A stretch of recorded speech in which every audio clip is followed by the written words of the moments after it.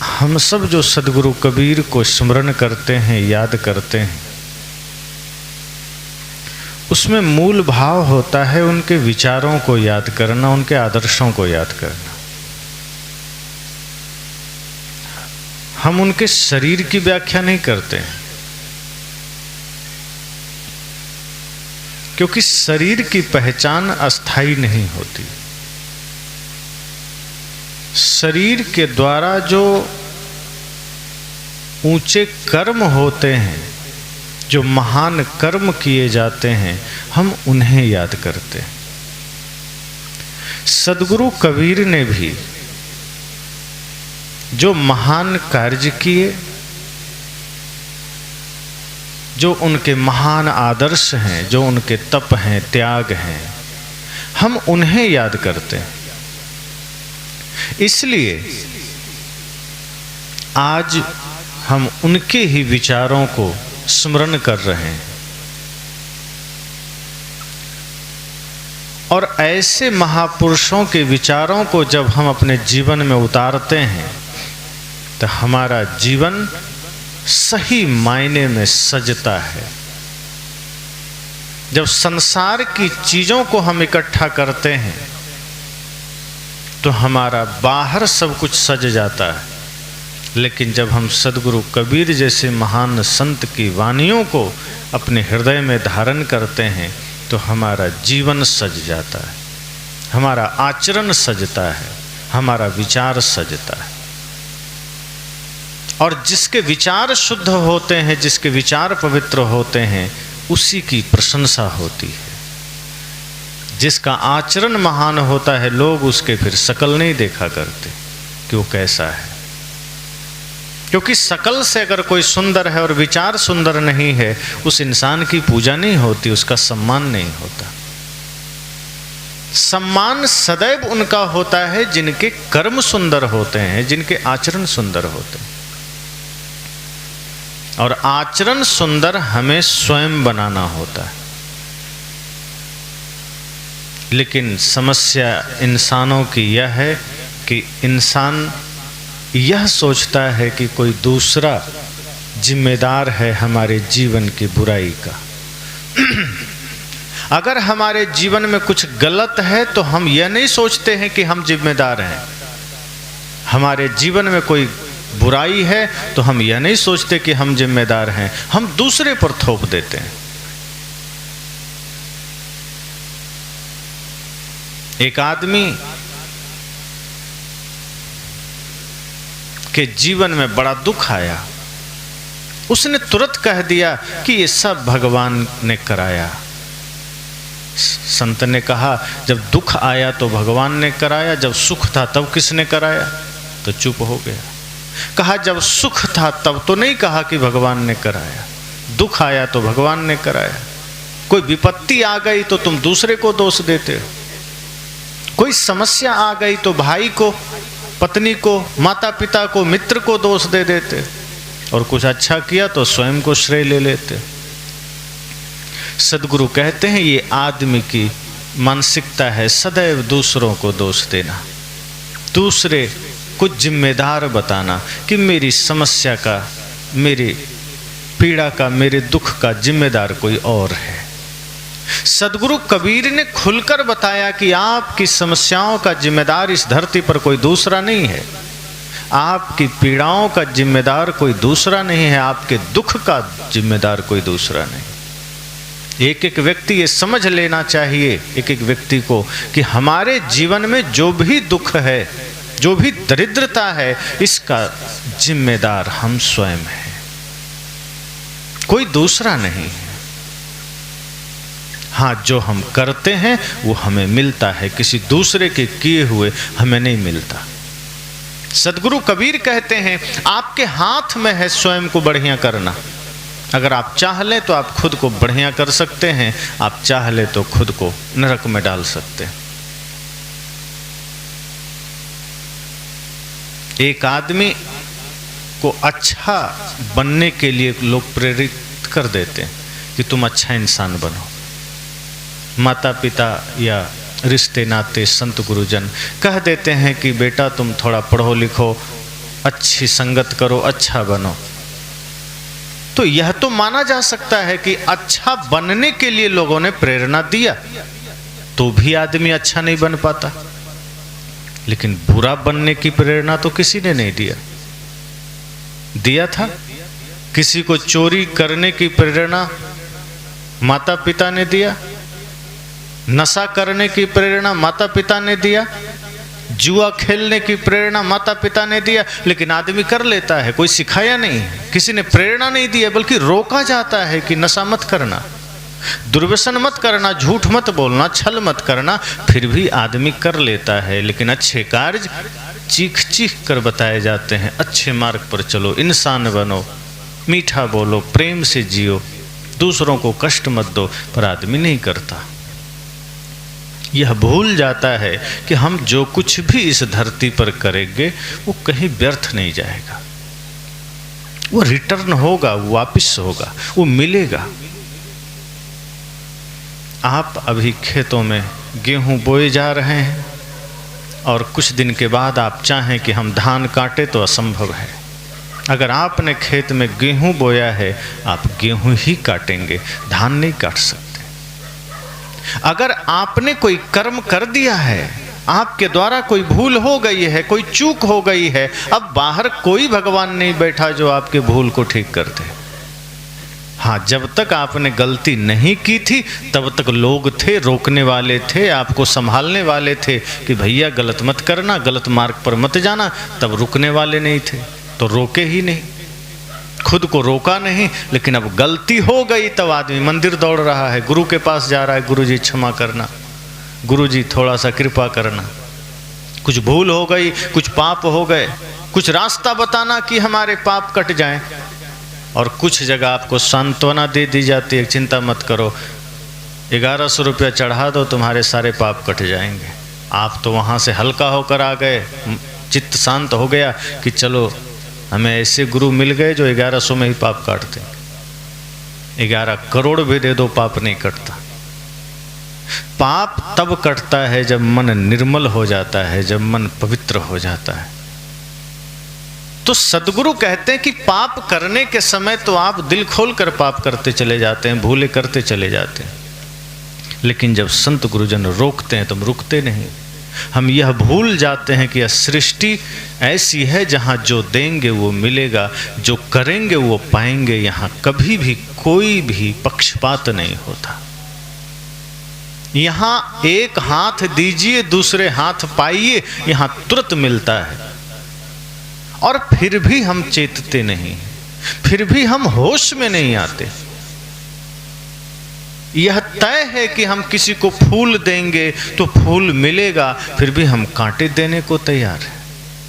यह तय है कि हम मीठा वचन देंगे तो मीठा वचन मिलेगा, ईमानदारी देंगे ईमानदारी मिलेगी, प्रेम देंगे प्रेम मिलेगा, सत्य देंगे सत्य मिलेगा। फिर भी हम छल कपट दिए चले जा रहे हैं, फिर भी हम हिंसा के मार्ग पर दौड़े चले जा रहे हैं। सदगुरु कहते हैं ये जीवन आपका है, इसका दायित्व आपका है, इसके जिम्मेदार आप हैं।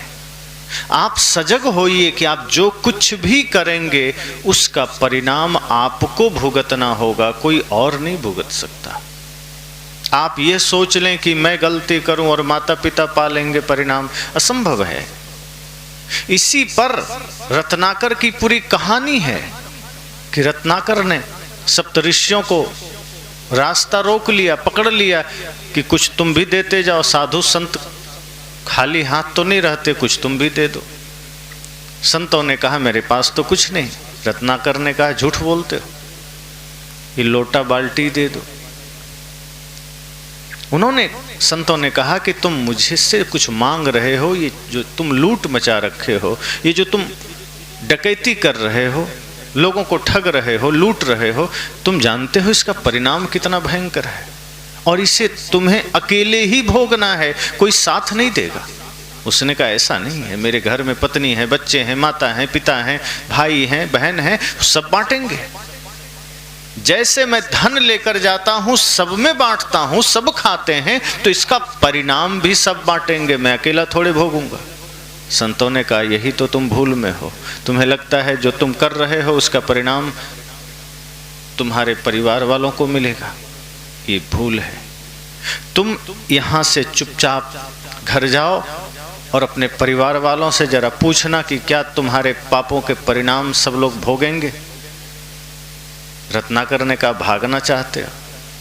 कहा मैं भागना नहीं चाहता, अगर तुम्हें भरोसा नहीं है तो देखो मेरे पास रस्सियां हैं, इससे मुझे बांध दो। रत्नाकर ने कहा ठीक है, अभी बांध देता हूं। सभी ऋषि मुनियों को उसने पेड़ में बांध दी और घर गया। पिताजी से कहा पिताजी आप तो मुझसे बड़ा प्रेम करते, मैं इतना चोरी करता हूँ, लोगों को लूटता हूँ, इतना पाप कर रहा हूँ, क्या इसका परिणाम आप थोड़ा सा बांटेंगे?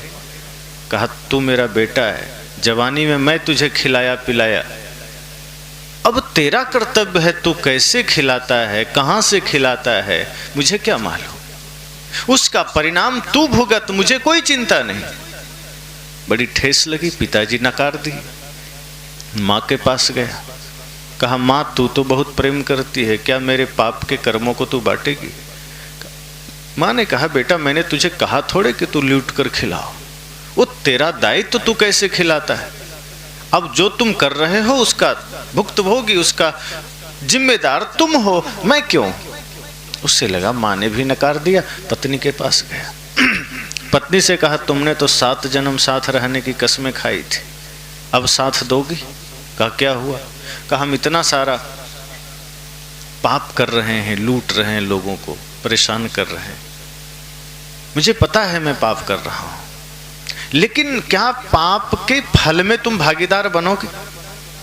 पत्नी ने कुछ नहीं कहा, बस इतना ही कहा कि अभी हम भोजन बना रहे थे, भोजन बनाते समय मेरी उंगली जल गई है, क्या तुम्हें इस पीड़ा में कुछ महसूस हुआ?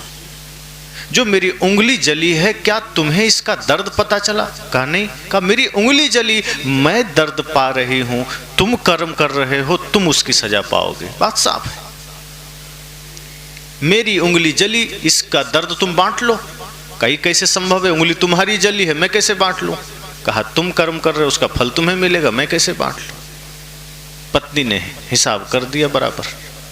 वो थका हुआ लौटा, उसे लगा जैसे सब खो गया, सब गंवा दिया, आज तक मैंने पाप किए, आज तक मैंने अधर्म के मार्ग पर दौड़ता रहा, कुछ मिला नहीं। संत के चरण में लेट गया, कहा क्षमा करें, मुझे जीवन का बोध हो गया, मैं समझ गया कि मैं जो कुछ भी करूंगा उसका जिम्मेदार मैं हूं, कोई दूसरा नहीं। अगर मैं अच्छा करूंगा मुझे अच्छा मिलेगा, पर मैं तो बुरा ही बुरा करते आया हूं, कोई बांट नहीं सकता। और जिस जीवन में हमने सिर्फ बुरा ही बुरा किया है वो कितना भयंकर हो सकता है, कोई सोच नहीं सकता। लेकिन जब आदमी चेत जाए, आदमी जाग जाए, वहां से भी वो अपने जीवन को बदल सकता है। कितना भी भयंकर पाप किया हो, कितना भी अंधेरे में जिया हो, लेकिन जिस दिन उसके जीवन में संकल्प आ गया, ज्ञान का दीप जल गया, भक्ति का दीप जल गया, उस दिन से वो आदमी धर्म के मार्ग पर अग्रसर हो जाता है और मुक्ति घटित हो सकती है। और रत्नाकर वाल्मीकि बनकर वो प्रस्तुत कर दिए। इतना भयंकर पाप के मार्ग पर चलने वाला रत्नाकर वाल्मीकि हो गए। सद्गुरु कहते हैं आप जो करेंगे आपको मिलेगा, किसी दूसरे को नहीं मिलेगा। इसलिए सदैव सोचिए कि मुझे क्या करना है जिसका परिणाम बढ़िया आए। हमें ऐसे कर्म नहीं करने हैं जिसका परिणाम बाद में हम खुद झेलने को तैयार ना हो। हम किसी को ऐसा वचन नहीं कहेंगे जो हम खुद सुनने को राजी नहीं। अगर आप झूठ पसंद नहीं करते तो किसी से झूठ मत बोलिए। अगर आप क्रोध पसंद नहीं करते तो किसी पर क्रोध मत करिए। जो आप चाहते हैं कि संसार हमसे प्रेम करे, आप भी प्रेम करिए। आप चाहते हैं पत्नी हमारे प्रति ईमानदार रहे, आप भी ईमानदार रहिए। सद्गुरु कहते हैं ये संसार ऐसा ही है, जो तो को कांटा बुबे ताही बुबे तू फूल, तो ही फूल को फूल है वाको है त्रिशूल। सद्गुरु कहते हैं कोई कांटा भी बो दे तो फूल बोना। पर आज का आदमी कहता इतना सरल है, कोई कांटा बोएगा तो हम फूल बोएंगे, हम कमजोर थोड़े हैं। आदमी ने दोहा ही बदल दिया। उसने कहा जो तो को कांटा बुबे ताही बुबे तू भाला, वो साला क्या जाने जो पड़े किसी के पाला। आदमी ने दोहा ही बदल दिया, कहा ना मैं कबीर की वाणी को नहीं मानता, मैं तो भाला बोऊंगा और कोई गाली देगा तो मैं गोली दूंगा, मैं कलयुग का आदमी हूं। सदगुरु कहते हैं सारी अकड़ ठिकाने लग जाएगी एक दिन। जिस दिन मृत्यु सामने खड़ी होगी कोई अकड़ काम नहीं करेगी, न रावण का किया, न कंस का, न कौरव का। फिर तुम किस खेत की मूली हो। इसलिए जितना जल्दी हो सके जीवन के सत्य को समझ जाओ और प्रेम, सत्य, अहिंसा, करुणा हृदय में जागृत कर लो। इससे अनमोल और कुछ भी नहीं, भक्ति से ज्यादा अनमोल और कुछ भी नहीं। तो सदगुरु कबीर का संदेश बड़ा साफ है कि आप जो कुछ भी देंगे सृष्टि को वो आपको मिलेगा। आप गाली देंगे गाली मिलेगी, गीत देंगे गीत मिलेगी, आप अच्छा देंगे अच्छा मिलेगा। यहाँ आप बुरा काम करके ये नहीं कर सोच सकते कि चलो अब कुंभ चल रहा है गंगा में थोड़ा डुबकी लगा लेंगे पाप कट जाए।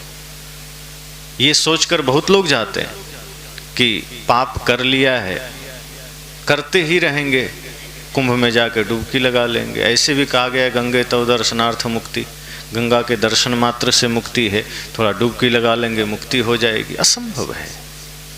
अगर ऐसा होता तो ये शास्त्र झूठे हैं, फिर गीता झूठी है। गीता में मनोविकारों से मुक्ति के साधन बताए गए। पतंजलि योग के सूत्र बताते हैं कि किस तरह से हम मन का निरोध कर सकते हैं, किस तरह हम मन को निर्मल कर सकते हैं। उपनिषदों में मन को पवित्र करने की विधि, हमारे संतों ने मन को निर्मल करने की बात कही। अगर इतना सरल होता कि कहीं मंदिर में बैठकर किसी गंगा में डुबकी लगाकर पाप धोए जा सकते थे तो इस शास्त्रों की जरूरत नहीं थी। फिर राम को ये ना कहना पड़ता कि निर्मल मंजन सो मोहि पावा, मोहि कपट छल छिद्र न भावा। फिर तो ये कह देते कि जो गंगा में डुबकी लगावा सो मुझे भावा, या जो मंदिर में बैठ के राम राम गावा सो मोहि भावा। ऐसा नहीं कहा उन्होंने कहा निर्मल मन जन सो मोहि भावा। तो सीधा रास्ता है, लेकिन आदमी को सीधा मार्ग ही मुश्किल से समझ में आता है। हम फिर भी भूल करते हैं जीवन, हम फिर भी त्रुटि करते हैं, हम फिर भी गाली देते हैं, छल करते हैं, कपट करते हैं। और किससे करते हैं? अपने ही लोगों से करते हैं। कोई भाई से छल कर रहा है, कोई पिता से कर रहा है, कोई माँ से, कोई बहन से, कोई पत्नी से, कोई पति से। किसी न किसी रूप में आदमी छल कपट कर रहा है। कोई दूसरा छल करे तो आदमी कहता है देखिए कैसा आदमी है, छल करता है। वही दूसरे से करता है, सोचता है मैं तो ठीक ही कर रहा हूँ। अपनी गलतियां हमें नहीं दिखती, हम जो दे रहे हैं वो हमें जब लौट कर आता है तब आदमी कहता है अरे मैंने तो कुछ गलत नहीं किया, मुझे बुरा क्यों मिल रहा।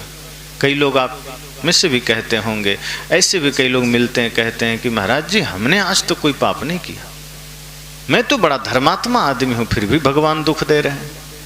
यानी आप खुद ही जज बन गए कि हम कोई पाप नहीं किए। अरे वो तो दूसरा बताएगा कि आपने पाप किया कि नहीं किया। या फिर गहरे से अपने अंतर मन में उतरो और तब सोचो, तो शायद अंतर मन से वो सत्य निकल कर आएगा कि पाप किया कि नहीं। मन तो हमेशा झूठा ही कहेगा। सदगुरु कहते हैं नहीं, जो देंगे संसार को वो मिलेगा। और सच तो ये है कि आप जब भी कुछ गलत करने को सोचते हैं उससे पहले ही आपको मिल जाता है उसका परिणाम। जो आदमी किसी को दुख देने की सोचता है दुख पहले मिलता है। जो आदमी किसी का घर उजाड़ने को सोचता है उसका घर पहले उजड़ता है।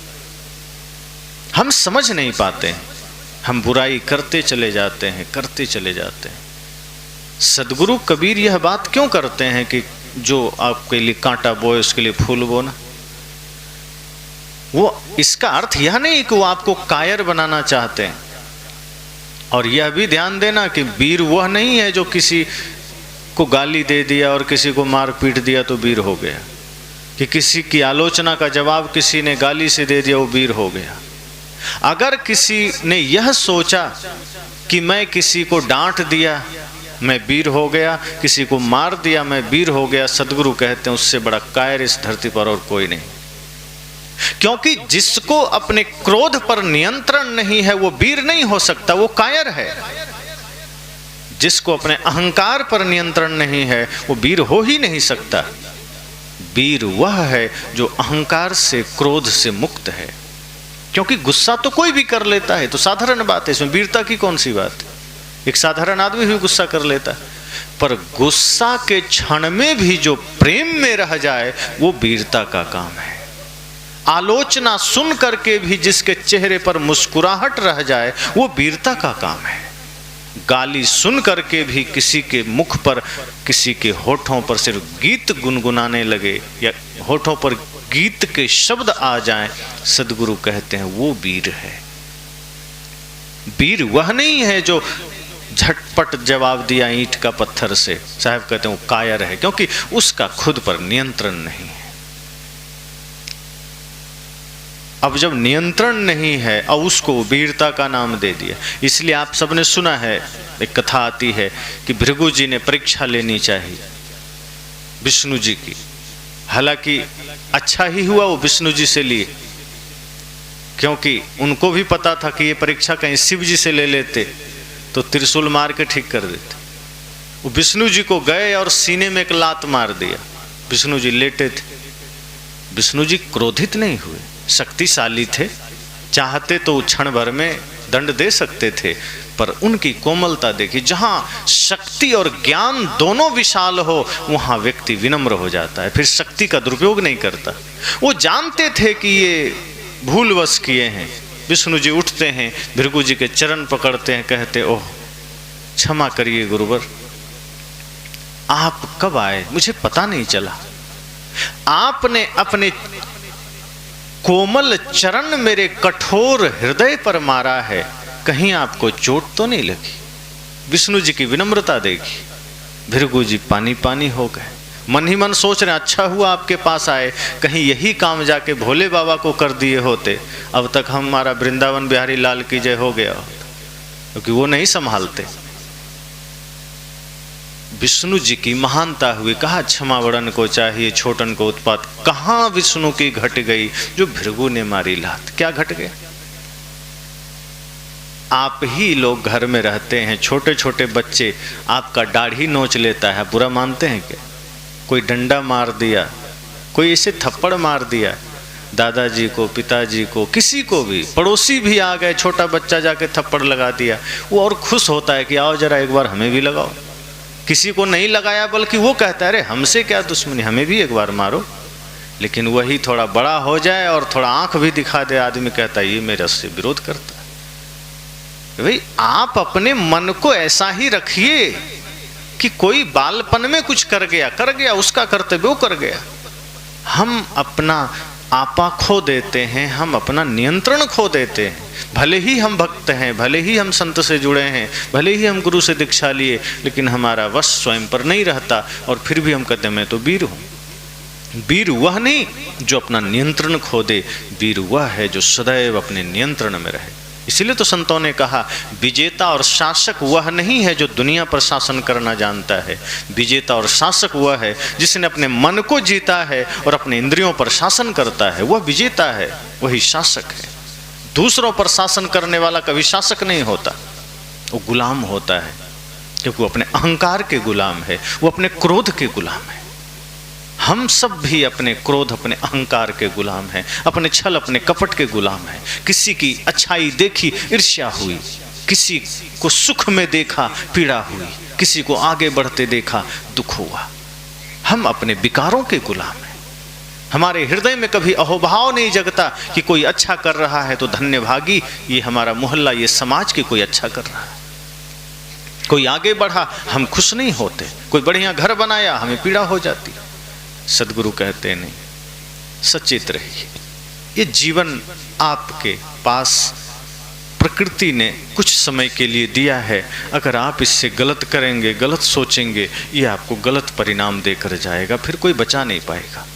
अच्छा हो कि अच्छा करके जाइए, कुछ नेक करके जाइए, कुछ पवित्र करके जाइए। जो भी अवसर लगे, जो भी समय लगे, सदैव इस चेष्टा में रहिए कि यह शरीर तो एक दिन राख हो ही जाना है, क्यों ना इससे हम कुछ कल्याण का काम कर चलें, कुछ किसी के आंसू पोंछते चलें, किसी बिखरे हुए जीवन को हम सजाते चलें। किसी टूटे हुए दिल को हम जोड़ते चले, ये भाव सदैव रखिए। किसी भूखे, किसी प्यासे को पानी, भूखे को भोजन देकर चले, किसी असहाय का सहायता कर सके, यह भाव आएगा तो सदैव आप आनंदित रहेंगे। वरना भाव तो यही आता कि उसका बिगाड़ दें, उसका नोच लें, उसका तोड़ दें, उसका बर्बाद कर दें और पहले हमारा हो जाता है। साहब तो कहते हैं जो दूसरों के लिए गड्ढा खोदता है उसके लिए गड्ढा पहले तैयार रहता है। जो दूसरे को जलाना चाहता है वो खुद जलता है। तिल्ली को देखिए, हम तिल्ली से, माचिस की तिल्ली से हम चाहें तो पूरे संसार में आग लगा दें, लेकिन उससे पहले उस तिल्ली को खुद जलना पड़ता है। वो जलती है तब दूसरे को जलाती है। चिलम भी खुद पहले जलती है तब दूसरे के दिल को जलाती। इसी तरह से हम गलत करते हैं, उसका परिणाम हमें मिल जाता है। हम दूसरों के साथ बुरा करते हैं, उसका परिणाम हमें मिल जाता है। ये अलग बात है कि हम नजरअंदाज कर देते हैं, हम देखते नहीं हैं। और इन सब के लिए हमें संगत अच्छी करनी पड़ेगी। जीवन में जो बुराइयां आती है वो कुसंग से आती है। आपका मित्र कैसा है, आपका परिवार कैसा है, आपका माहौल कैसा है। अब माता पिता चाहते तो हैं हमारे बच्चे भी योग्य बने, संस्कारी बने, श्रवण कुमार की तरह बने, माता पिता की सेवा करें। और आपका घर का माहौल लंका जैसा है तो बेटा श्रवण कुमार नहीं मेघनाथ बन के आएगा। तो घर का माहौल भी पवित्र रखिए, भक्ति का रखिए, भजन का रखिए, संत गुरुजनों का आगमन हो। बच्चों की उंगलियां पकड़कर संत गुरुजनों का चरण स्पर्श कराइए, समय समय से उसे भजन सत्संग सुनाइए। समय के साथ आप देखेंगे कि आपके बच्चे संस्कारी बनेंगे। आप जो देंगे वो मिलेगा। अगर आपने गालियां ही दी है, आपने कटु वचन ही दिए हैं तो बच्चे श्रवण कुमार तो नहीं बनेंगे। सदगुरु कहते हैं ये सृष्टि आपके लिए एक रंगमंच के समान है। आप आए हैं इस धरती पर, कुछ अच्छा करिए, कुछ नेक करिए। अगर गलत करने की सोचेंगे, गलत करके जाएंगे, आपके लिए पहले ही गलत हो जाएगा। एक कहानी याद आई मुझे। एक आदमी का गधा बीमार हो गया। वो गधा लेकर डॉक्टर के पास गया, वैद्य के पास। कहा वैद्य जी मेरा गधा बीमार हो गया। वैद्य जी ने कहा वह आदमी तो है नहीं कि इसका नब्ज चेक करें या पूछें क्या हुआ। तो गधे के मालिक से ही पूछा, बताओ क्या क्या हुआ। उसने कहा अब तक तो ठीक ही था, घास खाया, उसके बाद अचानक पानी पीना बंद कर दिया, इधर उधर करना बंद कर दिया, एकदम हांफने लगा, बीमार हो गया। कहा ठीक है, मैं दवा दिए देता हूँ, पिला देना, ठीक हो जाएगा। अब आदमी को दवा पिलाना सरल है, आप दे दीजिए भैया पी लेना, पी लेगा। पर गधे को पिलाना है साधारण बात तो है नहीं, गधे को दवा पिलानी। डॉक्टर ने कहा देखो दवा गधे को पिलानी है तो इसके लिए जुगाड़ भी देना पड़ेगा। तो 2-3 फीट का एक पाइप दे दिया। कहा दवा घोल लेना, पाइप में भर लेना, एक छोर गधे के मुख में डालना, दूसरा छोर अपने मुख में, और जोर से फूंक मार देना, गधे के पेट में दवा चली जाएगी, वो ठीक हो जाएगा। वो आदमी कहा बड़ा सरल तरीका है, जाके अभी किए देता हूँ। वो घर गया, दवा घोला, पाइप में भरा, एक सिरा गधे के मुख में दिया, एक अपने मुख में लिया। लेकिन तभी एक दुर्घटना घट गई, बेचारा बेहोश हो गया और लोग उसे अस्पताल में भर्ती किए। वहाँ गया, छींटे उटे मारे, थोड़ा जल चढ़ाया तो होश आया। वो जो जानवर के डॉक्टर थे वो बगल में, उनको पता चला कि जिस आदमी को अभी मैंने दवा दी थी वो यहाँ भर्ती है बगल में। वो भी मिलने चले, अरे भैया क्या हुआ। वो तब तक होश में आ गया था। कहा अरे डॉक्टर साहब आपकी दवा का कमाल है। डॉक्टर हैरान कि मेरी दवा मैंने तो गधे के लिए दी थी, तुम पर कैसे असर हो गया। गधे को नहीं पिलाया, तू पी लिया क्या। अरे पीना कौन चाहता था, और मैं भले पीऊंगा गधा का दवा। तो हुआ क्या। कहा आपने जैसे जैसे बताया मैंने वैसे ही किया, और मैं दवा पीना नहीं चाहता था, लेकिन हुआ यूं कि मैंने पाइप में दवा भरी, एक छोर गधे के मुख में दिया, एक छोर अपने मुख में लिया। मैं फूंक मारने ही वाला था कि गधे ने पहले फूंक मार दी।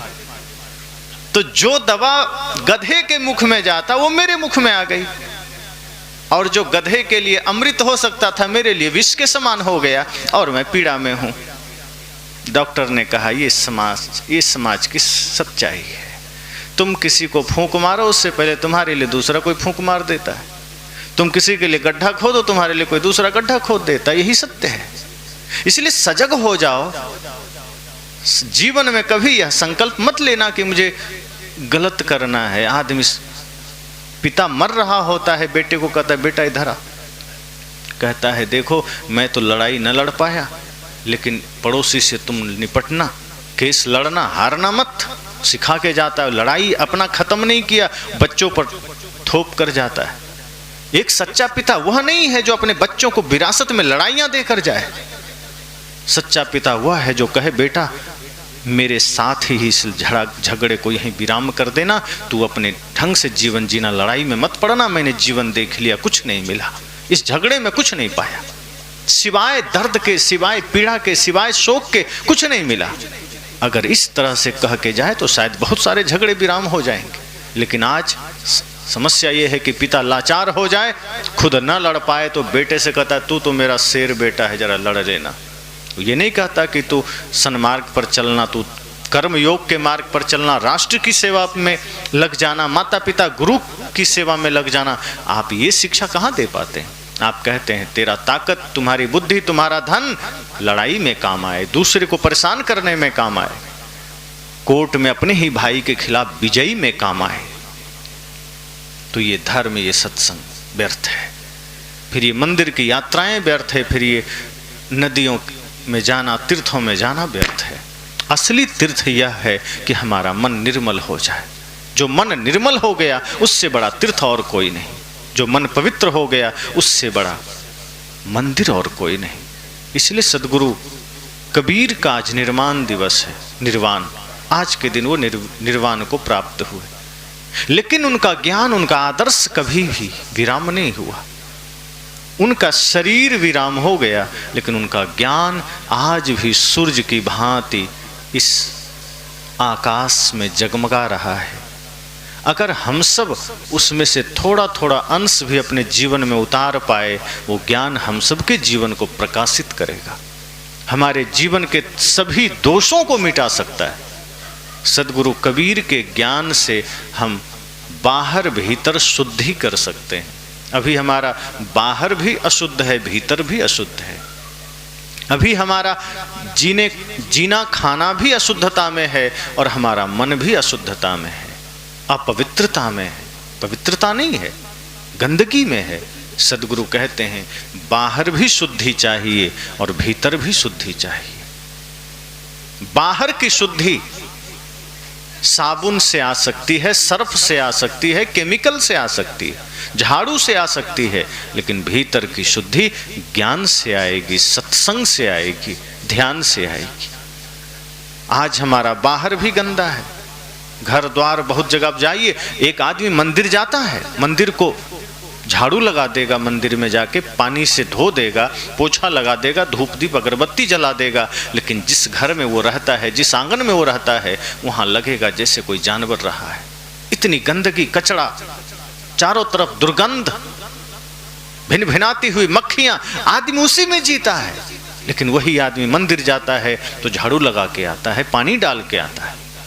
अरे जहां भगवान रह रहे हैं, मूर्ति रूप में है, जहां कोई चेतना नहीं है, वहां सफाई कर रहे हो। जहां लोग रहते हैं, जहां आप खुद रहते हैं, वहां मक्खियां भिन भिना रही है, गंदगी है, वहां सफाई का कोई भान नहीं, स्वच्छता का कोई भाव नहीं। आपका परिवेश जैसा होगा, मन वैसा ही तो बनेगा। अगर बाहर गंदगी फैली है तो भीतर गंदगी आएगी, मन गंदा होगा। सदगुरु कहते हैं हम बहुत अच्छाई इसलिए भी जीवन में धारण नहीं कर पाते क्योंकि हमारा बाहर का परिवेश भी गंदा है। हमारा घर मंदिर नहीं बन सका। सदगुरु कबीर की पहली चेष्टा यह है कि आपका घर मंदिर बन सके। आप अपने घर, अपने द्वार, अपने आंगन, अपनी सड़कों को साफ रखिए, अपने वस्त्र को साफ रखिए। हमारे संत तो यहाँ तक कहते हैं कि आप अगर अपने शौचालय को भी मंदिर की तरह बना लें तो वहाँ भी आप बैठकर पूजा कर सकते हैं। आपका शौचालय भी साफ रहे। हमारा तो सोने वाला घर भी गंदा रहता है, शौचालय कहाँ से साफ हो? तो मंदिरों की सफाई तो हो रही है, मन की सफाई नहीं है, घर की सफाई नहीं है। आज घरों की हालत में देखता हूँ, खास करके बिहार में, जब बाहर के प्रांतों को देखता हूँ और उसके बाद बिहार को देखता हूँ तो मुझे दुख होता है कि बुद्ध महावीर की धरती, चंद्रगुप्त चाणक्य की धरती, सम्राट अशोक की धरती, बड़े बड़े ज्ञानियों की धरती, ये बिहार आज कैसे हर चीज में पीछे होते जा रहा है। जहां देखो वहीं गंदगी है, और घर में जहां भोजन बनता है वहां भी मैं कई बार देखता हूं तो भोजन जो कि सबसे पवित्र चीज है, ऋषियों ने अन्न को ब्रह्म कहा है, अन्नम ब्रह्म, उस अन्न के साथ भी हम व्यवहार ठीक नहीं करते। जो हमारा भोजनशाला है, रसोई घर है, वहाँ गंदगी होती है। बहुत से घरों में मेरा जाना हुआ, मैं देखता हूँ वहाँ पवित्रता नहीं होती। संत कहते हैं जैसा अन्न खाएंगे वैसा मन बनेगा। अन्न हमारा गंदा हो गया, मन गंदा हो गया, कपड़े गंदे हैं। जिस कपड़े से भोजन के साथ हम उपयोग करते हैं, जिस कपड़े को कहीं तवा पकड़ना हो, बर्तन पकड़ना हो, हांडी पकड़ना हो, वो कपड़े कौन से होते हैं? किसी का बनियान है, किसी का जंघिया है, किसी का गंजी है। मैं का आश्चर्य है, ये सारे कपड़े यूज हो रहे हैं भोजनालय में। अरे भोजन पवित्र चीज है, नए कपड़े धो धो करके यूज करो। ये गंदगी, माताएं अंगूठी पहनी हुई है। एक संत ने कहा ये अंगूठी किस लिए? कहा हाथ सुंदर लगते हैं। वहीं बगल में एक सज्जन बैठा था, कहा मैंने तो इसलिए पहना कि ग्रह को मैंने बांधा है। एक पंडित जी ने दिया था, ग्रह मुझ पर आता था। तो कौन सा ग्रह? उस सज्जन ने कहा शनि ग्रह, वो हम पर थोड़ा टेढ़ा हो गया था। संत ने कहा तुमको पता भी है कि शनि ग्रह पृथ्वी से कितना लाख गुना बड़ा है? अगर थोड़ा भी विज्ञान पढ़े हो तो शनि ग्रह कितना बड़ा है? तो उसका दिमाग चकराया, कहा सुना तो है लाखों गुना बड़ा है। कहा मेरे भाई, शनि ग्रह लाखों गुना बड़ा पृथ्वी से है। सोचो अगर वो टेढ़ा हो जाएगा तो पूरी पृथ्वी नष्ट हो जाएगी कि उसका टेढ़ापन सिर्फ तुम पर उतरेगा। और मान लो वो टेढ़ा हो भी गया तो छोटा सा अंगूठी से वो सीधा हो जाएगा? है इतना बल? कहा मैं यहाँ एक ईंटा रख रहा हूं, तुम अपनी अंगूठी से उस ईंटा को जरा पलट के दिखा दो तो मैं मान लूंगा शनि ग्रह भी सीधा हो जाएगा। उस आदमी ने कहा तो संभव नहीं है। कि फिर अंगूठी काहे को पहने हो? उंगली को खराब करने के लिए। फेंको। इन हाथों से शुभ कर्म करो, पवित्र कर्म करो, वीरता में जियो, दुखियों का सहारा बनो, राष्ट्र का सेवक बनो। ये हाथों की सुंदरता है, ये अंगूठी से हाथों की सुंदरता नहीं होती। माताओं से संत ने कहा कि आपके हाथों की सुंदरता सेवा से है, सेवा करो, ये हाथ ऐसे ही सुंदर रहेंगे। नाखून बढ़ाने की जरूरत नहीं है, ये आपकी सुंदरता का कोई हिस्सा नहीं है। आज ट्रेंड चला है, लड़के लड़कियां नाखून बढ़ाने लगे। अब वो कभी अगर गलती से खुजलाना भी चाहे तो आंख में चला गया तो अपनी आंख फोड़ लेंगे। अब क्या जरूरत है नाखून बढ़ाने का? आदमी होने में संतुष्टि नहीं है, भालू होना चाहते हैं। भाई भालू के नाखून बड़े हैं, कहीं हमला करना हो, आपको किस पर हमला करना हो? क्या सास पर हमला करना है? किस पर करना? नाखून साफ रखिए, छोटे रखिए, पवित्र रखिए, बढ़ाए चले जा रहे हैं। मैं इसलिए कह रहा हूं कि गंदगी में हम जीने को आदी हो गए, बाहर के दिखावाओं में जीने को आदी हो गए। हमारे अंग प्रत्यंग स्वस्थ हो, स्वच्छ हो, सुंदर हो, और ये सेवा से होगा, ये सत्संग से होगा। तो हम बाहर की चीजों पर ध्यान नहीं देते। अंगूठियां पहन लिए, उसी से माताएं आटा गूंथ रही। अब अंगूठियों में गंदगी जमती है, कितना भी साफ कर लो वो गंदगी जमेगी, वो गंदगी आटे में जाएगी, फिर आदमी उसको खाएगा प्रसाद समझ के। संत कहते हैं भोजन बनाइए, अंगूठी मत पहनिए, उंगलियों को स्वतंत्र रहने दीजिए, और कपड़े नए प्रयोग करिए। प्रतिदिन उन कपड़ों को धो लीजिए। भोजन जब बन जाए, चूल्हा पोंछने के लिए, नीचे जमीन पोंछने के लिए अलग अलग कपड़े रखिए, बर्तन आदि पोंछना है अलग कपड़े रखिए, फिर धो करके पुनः उसे स्वच्छ रस्सी पर टांग दीजिए।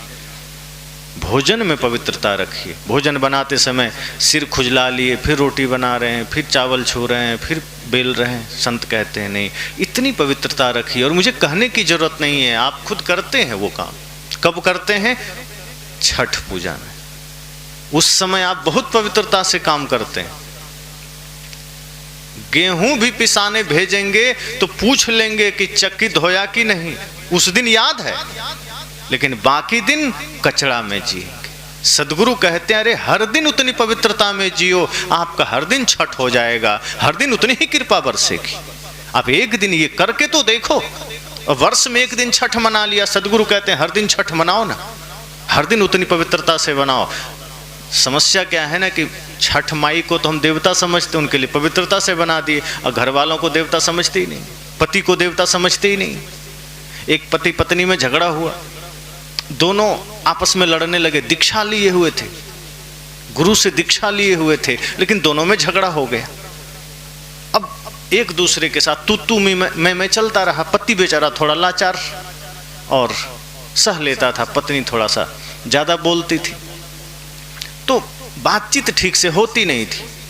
कभी बेचारा खेत से काम करके लौटे तो पत्नी पानी भी ना दे, वो थका हुआ है, पसीने से लथपथ है, कहे थोड़ा पानी दो, अपने से ले लो, अभी हम टीवी देख रहे हैं और मुझे भी दे देना। पति सोचे चलो ठीक है, अब जो है समझौता करके जीते हैं। ऐसे ही चलता रहा। अचानक एक दिन 12 बजे रात में पत्नी एक गिलास दूध लेके पति के पास गई। पति बेचारा सो रहा था, टांग पकड़ के खींची, उठो। उसे लगा कोई सपना देख रहे हैं, घर में कौन रात में आएगा जगाने, पत्नी तो हमसे ऐसे ही लड़के अलग सोती। फिर वो अंठा दिया, पत्नी फिर हिलाई, उसकी आंख खुली, सामने देखता है पत्नी खड़ी है। फिर सोचा पत्नी रात में मेरे पास क्यों आएगी, वो भी कुछ लेकर आई। फिर आंख बंद किया, आंख बंद मत करो, दूध पी लो। अब उसे सच में हैरानी हुई कि दूध, मैं खेत से थक कर आता हूं, पानी तक नहीं पूछती, आज दूध दे रही। फिर सोचा हो सकता है किसी संत का प्रवचन सुनी होगी, कुछ परिवर्तन आ गया होगा, कुछ प्रेम जग गया होगा। उसके पति ने कहा कि लगता है कुछ प्यार वार जग गया तुम्हारा, किसी गुरु का सत्संग सुनी थी क्या? पहले तो उसको विश्वास ही नहीं हुआ कि आज मेरे पास ये दूध लेकर आई। फिर भी पूछ दिया कि लगता है कुछ प्यार वार जग गया, इसलिए तुम आ गए दूध का गिलास लेके। पत्नी ने झल्लाते हुए कहा चुप, कोई प्यार वार नहीं जगा। आज नाग पंचमी था, नाग देवता को दूध पिलाना भूल गए, और तुमसे बड़ा नाग मेरे जीवन में कोई है नहीं, इसलिए दूध लेकर आए, ज्यादा इधर उधर मत करो। पति ने सिर ठोका, कहा हो गया बंटा ढार, मुझे तो लगा प्यार जगा, लेकिन ना, वो जग ही नहीं सकता। सत्संग सुनो, कुछ भी करो, एक दूसरे को देवता समझते ही नहीं, एक दूसरे को देवी समझते ही नहीं। तो घर वालों को हम देवता समझें तब तो हम भोजन प्रसाद की तरह बनाएंगे। हम मजबूरी में बना देते हैं और वो भोजन विष के समान काम करता है। सदगुरु कहते हैं घर में भोजन बनाओ, घर वालों में देवत्व का दर्शन करो।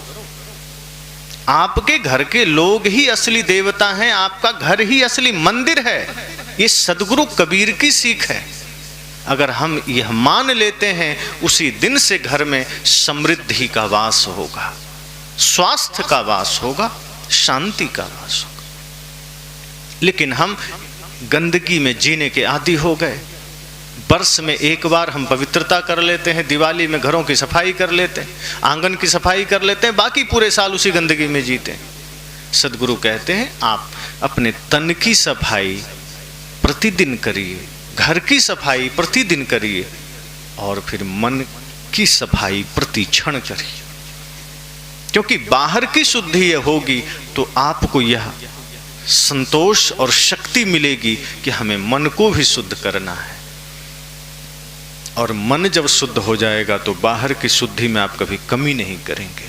और शुद्ध मन से जो भोजन बनेगा वही प्रसाद बनता है। इसलिए आप सब जानते हैं ना कि आश्रम में जो भोजन बनता है उसको लोग क्या कहते हैं, प्रसाद पा लीजिए। आश्रम और मंदिर में बना हुआ भोजन भोजन नहीं, वो प्रसाद बन जाता है, क्योंकि वो भक्ति और श्रद्धा से बनता है। इसलिए भगवान कृष्ण ने दुर्योधन का भोजन त्याग दिया था। 56 प्रकार का व्यंजन बनाया था दुर्योधन ने, लेकिन मन गंदा था, दुर्योधन का भोजन नहीं खाए। उनको ये नहीं था कि चलो 56 प्रकार का व्यंजन मिलेगा, उसका मन गंदा तो जाने, वो जाने, हमें क्या लेना देना, हमें तो खा लेना। आज आदमी सोचता है यही, तो कोई कैसा भी बनाए, हमको खाने से मतलब है, भरपेट खा के निकल जाना है, वो जैसा मन वो जाने।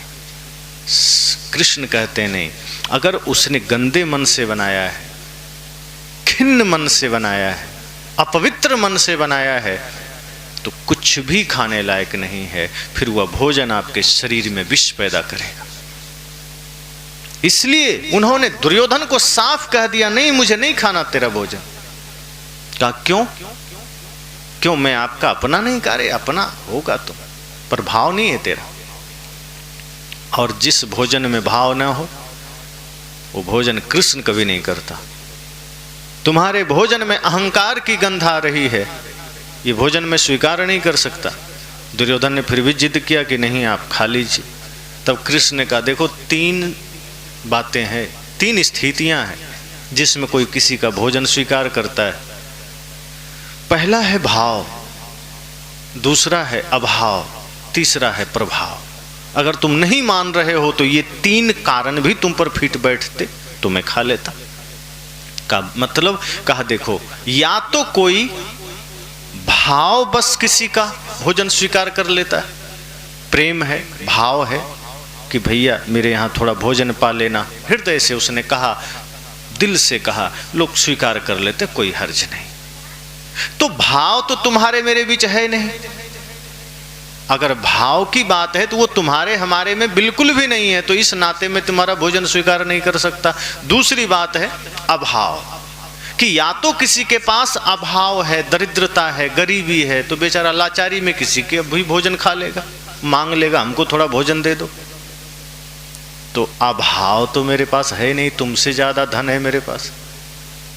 और तीसरी बात कृष्ण कहते हैं प्रभाव, कि या तो कोई इतना शक्तिशाली दबंग हो कि किसी को कह दे आओ तो खाओ तुम, तो डर से खा ले, पता नहीं अगले दिन कुछ कर दे, कहीं नहर पर छेंक ले तो हम क्या करेंगे।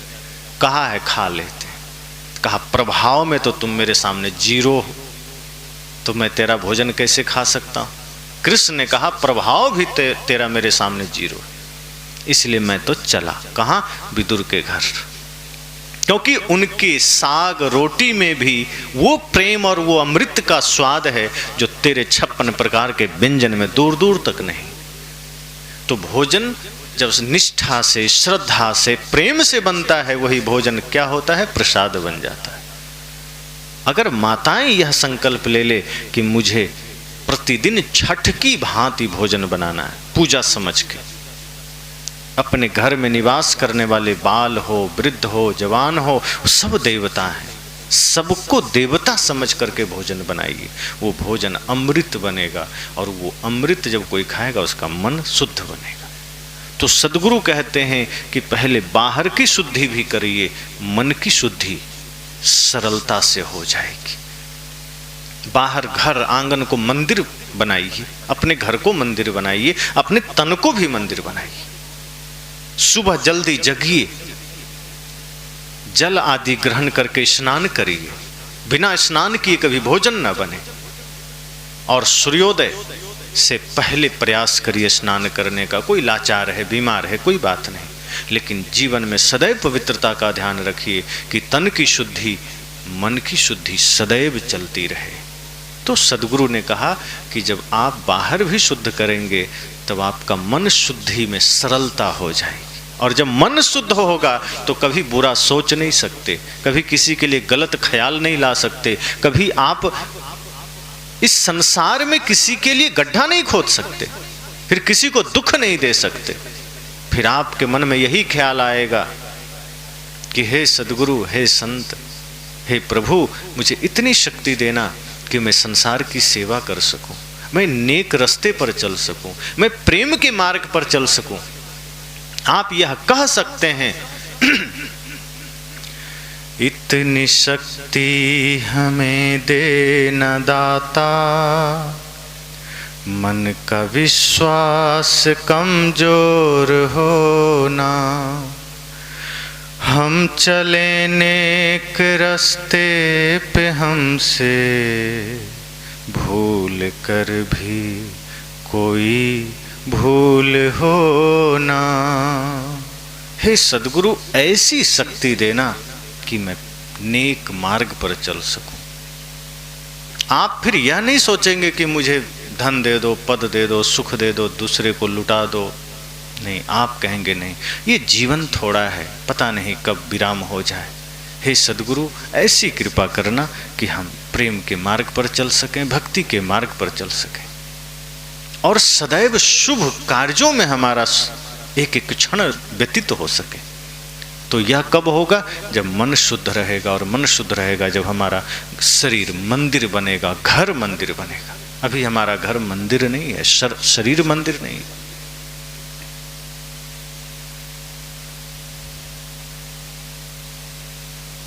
संतजन सदैव हमें जगाते हैं कि शरीर और घर दोनों मंदिर बनाओ, इसकी पवित्रता का ध्यान रखिए।